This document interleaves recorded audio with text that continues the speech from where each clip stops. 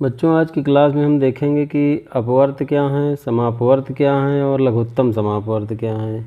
लघुत्तम समापवर्त को आप लोग लासा कहते हैं। तो लासा पढ़ने के पहले हमको अपवर्त और समापवर्त की समझ होनी बहुत ज़रूरी है, नहीं तो हम सवाल तो लगा लेंगे लेकिन इसकी अवधारणा को नहीं समझ पाएंगे। तो सबसे पहले देखते हैं अपवर्त। अपवर्त इसकी अंग्रेजी होती है मल्टीपल्स, MULTIPLES,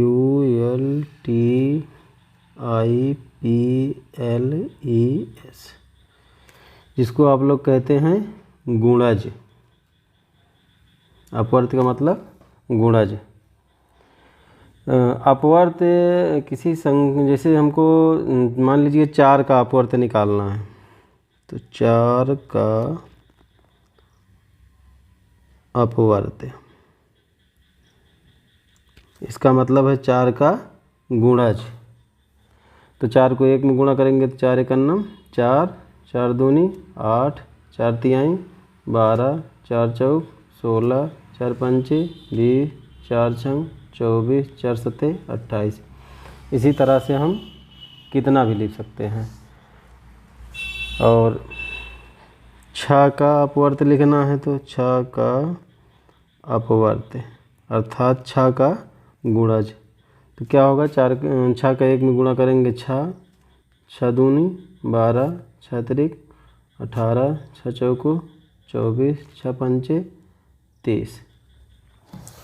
तो अपवर्त का मतलब हुआ गुणज।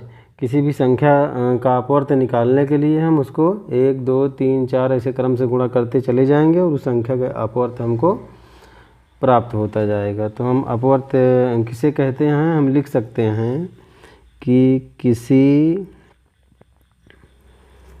संख्या का अपवर्त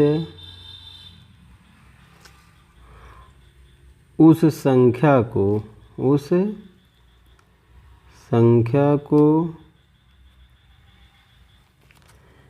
किसी भी संख्या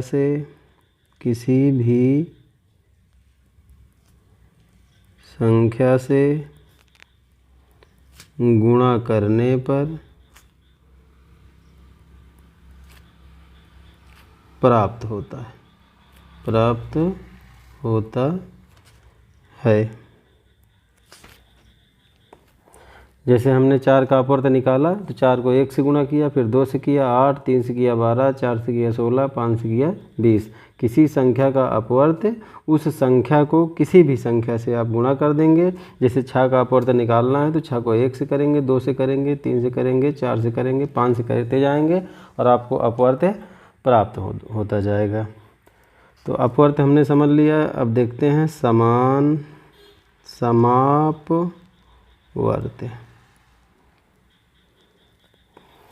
समापवर्त का मतलब होता है समान अपवर्त। इसको अंग्रेजी में कहेंगे common, COMMON multiply MULTIPLE, common multiple. समान अपवर्त, कॉमन मल्टीप्लाइज का मतलब हुआ समान अपवर्त बराबर समापवर्त। अब जैसे यही संख्या है 4 और 6, हमको इसका समापवर्त निकालना है तो आप ऐसा अपवर्त ढूंढेंगे जो दोनों में समान हो। एक बार हम पुनः लिख लेते हैं कि 4 का अपवर्त क्या होगा, 4, 8, 12, 16, 20, 24, 28।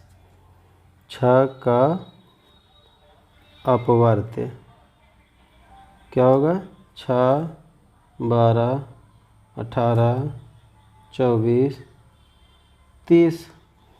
अब आपको ऐसा अपवर्त निकालना है जो समान हो। जैसे पूछा जाए 4 और 6 का समान अपवर्त क्या है, तो आप देखेंगे 12 समान है, 12 के बाद क्या है 24 समान है। तो आप समापवर्त की परिभाषा क्या लिख सकते हैं कि ऐसे अपवर्त जो दी हुई सभी संख्याओं के अपवर्त्यों में शामिल हैं, उभयनिष्ठ हैं, उन्हें हम समापवर्त कहते हैं। तो लिखेंगे हम ऐसे अपवर्त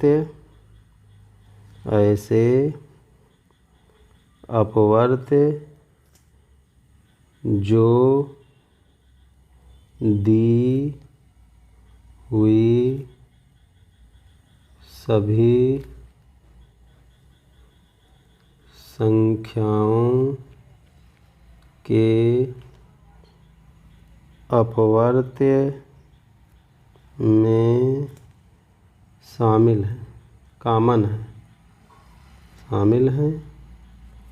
समान अपवर्त्य अर्थात समापवर्त्य कहलाते हैं।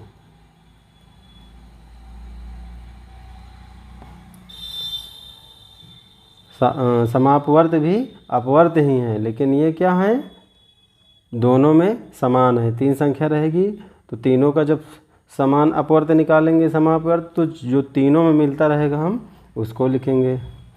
अब आए हम लोग अपने लघुत्तम समापवर्त पे। लघुत्तम समापवर्त, जिसको आप शॉर्टकट में कहते हैं लासा।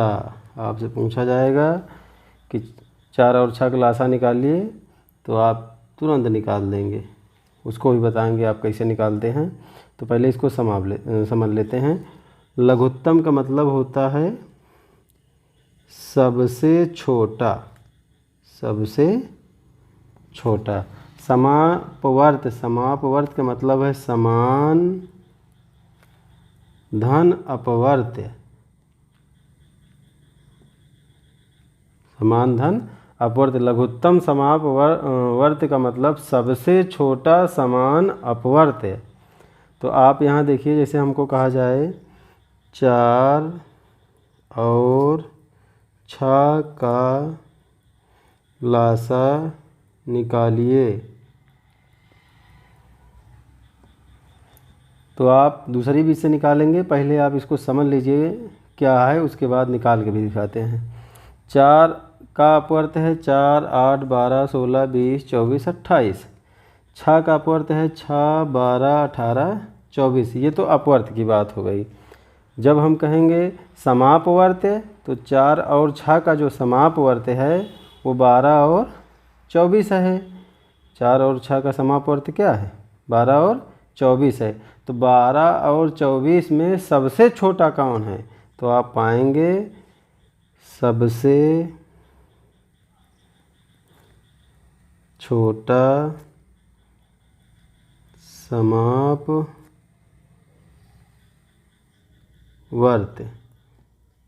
तो आप देखिए सबसे छोटा, पहले तो आप समझिए कि 12 और 24 समापवर्त हैं, और इसमें सबसे छोटा क्या है, तो आप पाएंगे क्या है, 12 है।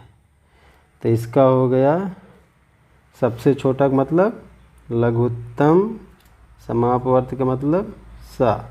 तो लासा बराबर 12। उसे आप लोग हल करते हैं। जैसे कहेंगे 4 और 6 का लासा निकालिए, तो आप इसको सबसे पहले सबसे छोटी संख्या से काटेंगे। 2, 2 दूना 4, 2 तिहाई 6। फिर 2 से काटेंगे, 2 एकन्नम 2, 3 नहीं कटेगा तो आप उतार लेंगे। आगे फिर 3 से काटिए, 3 एकन्न, ये 1 उतार लिए, 3 एकन्नम 3। तो आप लिखते हैं ला सा बराबर 2 गुणे 2 गुणे 3, 2 दूना 4 तिहाई 12। आप पहले इसकी अवधारणा को समझ लीजिए, उसके बाद लासा तो हम लोग लगा ही लेते हैं। तो आप लासा की परिभाषा लिख सकते हैं, 2 या 2 से अधिक, 2 या 2 से अधिक संख्याओं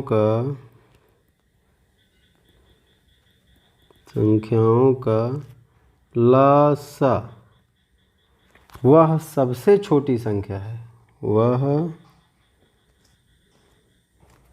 सबसे छोटी संख्या है, सबसे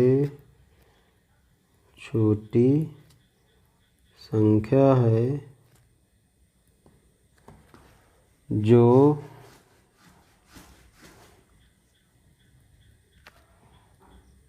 उन